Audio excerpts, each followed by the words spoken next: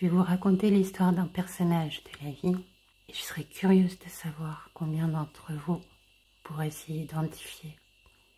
Ce personnage a toujours cru qu'il avait vécu une enfance heureuse et que contrairement à tellement d'autres gens, oh là là, voilà le bol qu'il a eu. Puis en grandissant, à l'adolescence, ce personnage se disait « Oh là là, mais comment ça se fait, moi j'ai rien vécu de mauvais. J'aimerais quand même bien un petit peu moi aussi vivre des choses de la vie, de la vraie vie, des choses qui vont faire qu'on va m'aimer. » Parce que bon, pour avoir une histoire entre chevalier et princesse, eh ben, il faut bien des dragons à combattre, hein. Bah oui. A priori, c'est pas normal d'être aussi heureux, d'avoir une enfance aussi heureuse, c'est tellement rare. Puis c'est un personnage qui est devenu très curieux de tous les mots visibles.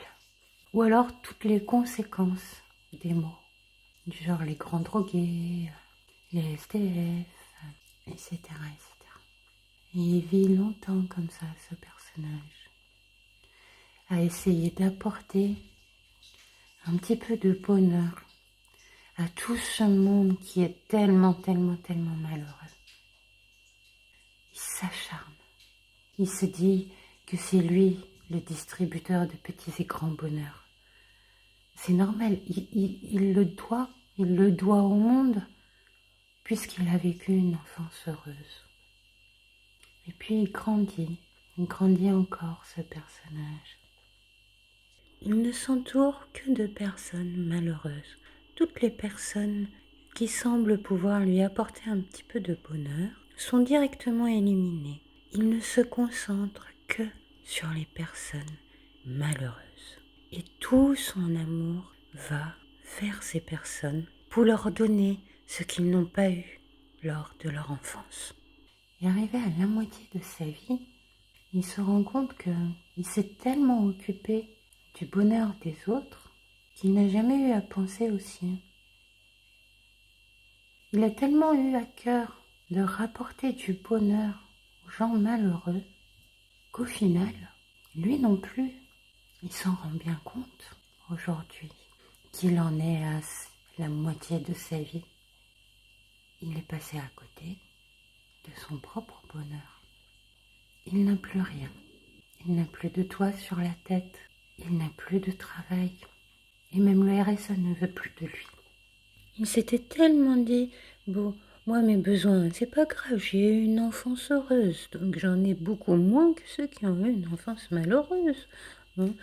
Donc mes besoins, c'est pas si grave, on s'en occupera plus tard, et plus tard, et plus tard, et plus tard. Jusqu'au jour où la vie lui montre ce que c'est qu'une vie, où on n'a pas un seul besoin, on n'a plus un seul besoin.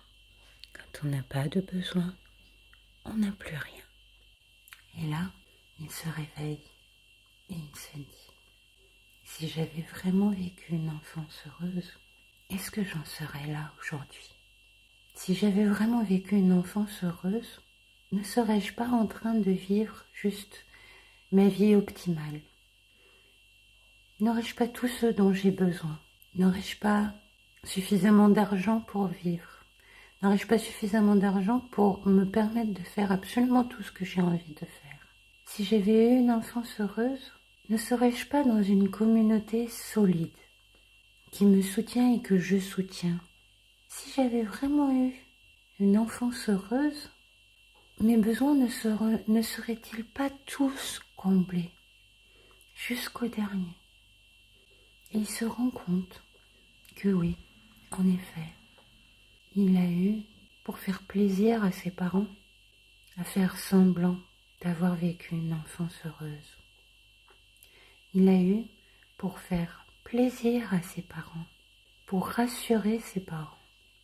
Il a eu à taire ses émotions de colère. La colère était très très mal vue dans son enfance. La tristesse, mais pourquoi être triste quand on est heureux? Et donc toutes ces émotions négatives, la peur, la colère, la tristesse, il les a bien bel et bien réprimées. Et c'était peut-être beaucoup plus invisible, très difficile à déceler, même pour lui.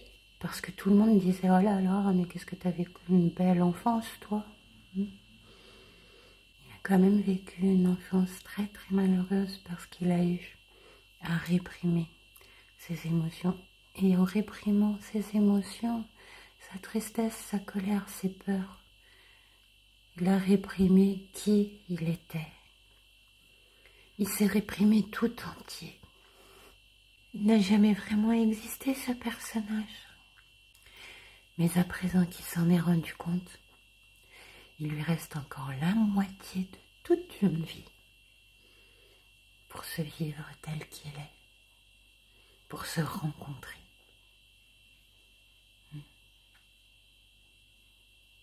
Et en tout cas, il ne dira plus jamais « j'ai vécu une enfance heureuse ». Il ne se mettra plus jamais au-dessus des autres. Il se rendra compte qu'il est exactement comme tout le monde. Et ça lui permettra de répondre à tous ses besoins. On croise les doigts. Alors, cette petite histoire, ça veut dire quelque chose? Qui peut s'y identifier?